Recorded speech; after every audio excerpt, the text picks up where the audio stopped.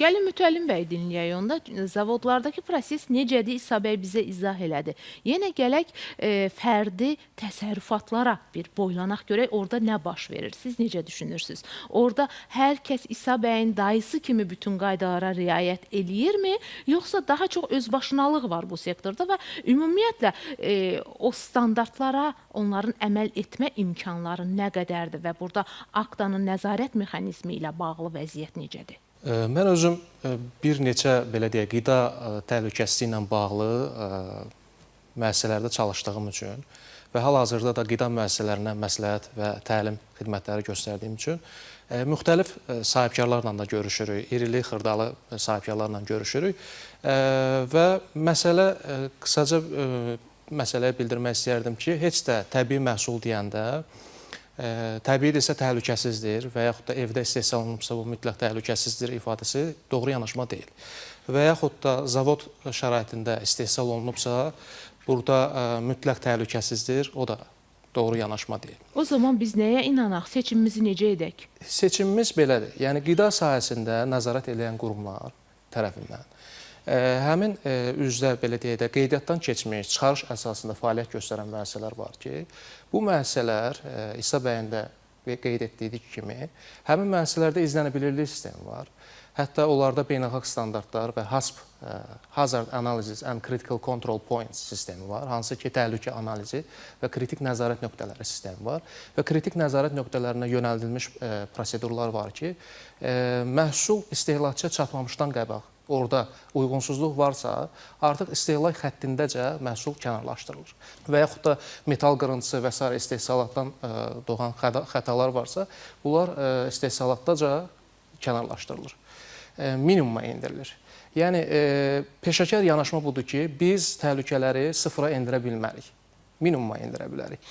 Və təhlükələr deyəndə bioloji, fiziki və kimyəvi təhlükələr nəzərdə tutulur. Fiziki təhlükələr, məsələn, istehsal zamanı məhsula metal qırıntısı, taxta qırıntısı, şüşə qırıntısı daxil ola bilər və bu sonradan bizə fiziki olaraq xəsarət yetirə bilər. Kimyəvi təhlükələr budur ki, məhsula pestisid qalıqları ola bilər, məhsulun, deyək ki, heyvan yemlənərkən pestisidli məhsulla yemlənə bilər.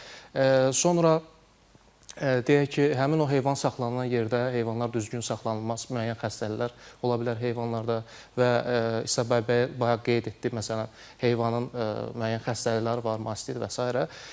Bu xəstəliklər olan heyvanlardan süd çağılacaqsa, istifadə olunacaqsa, xüsusən də mən vurğulamaq istəyirəm, heyvan mənşəli məhsullarda salmonella, bruselyoz kimi xəstəliklər çox ciddi, belə deyək, insan sağlamlığına çox ciddi zərər verən xəstəliklərdir. Belə deyək, şəxsi təsərrüfatda istehsal olunan məhsul, nə də zavod şəraitində istehsal olunan məhsul deyib biz ayırd eləyə bilmərik ki, bu keyfiyyətlidir və ya təhlükəsizdir. Təbii ki, müəyyən nüanslar var. Məsələn, nələri bilməliyik o zaman? Məsəl üçün, bir kənddə Nabat nənənin 2 inəyi var. Bəli. O mütəmadi olaraq inəyini sağıb, südünü deyək ki, bütün kənddəki Nabat nənələrdən südü toplayıb, şəhərə gətirən bir qonşuya verir və bundan gəlir əldə eləyir. Biz Nabat nənənin məhsuluna nəyə əsasən inanaq və yaxud nəyə əsasən inanmayaq? Aydındır. Bizim gözümüzün qabağında olan şəxssə Nabat nənə, yəni biz mütəxəssis olaraq onu görə biliriksə, qiymətləndirə bilirik. Amma Nabat nənə öz məhsulunu, belə deyək, plastik qablaşdırmada, uyğunsuz bir qablaşdırmada, mən özüm gözümlə hətta görmüşəm, məhəllə arası, məsələn, satış həyata keçirən şəxs bir zibil xananın yanından deyək ki, bir qablaşdırma tapır, onu hər hansı bir gölməçədə yaxalayır, aparır evinə, məsəl üçün onu qablaşdıracaq.